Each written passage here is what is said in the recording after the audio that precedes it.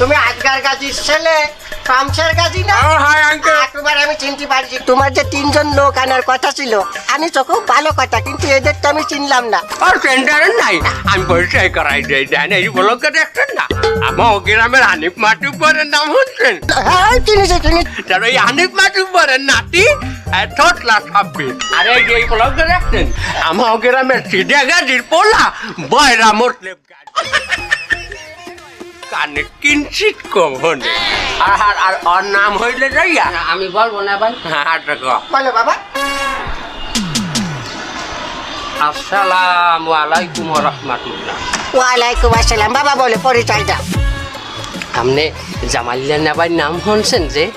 কোন জামাল? ওই বেবাককে বলদা জামাইল্লা কইয়ে বলাইতি।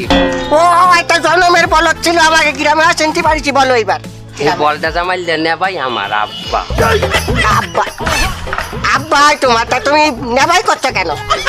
ওই যে বেবাককে জামাইল্লা নেবাই কইয়ে যে বলাই, সেই ফিরনে আমি নিজেও ওই সবাই সুরে সুর মিলাইয়া আমিও হেরেন জামাইল্লা নেবাই কইয়ে বলাই। বুঝতে পারছি।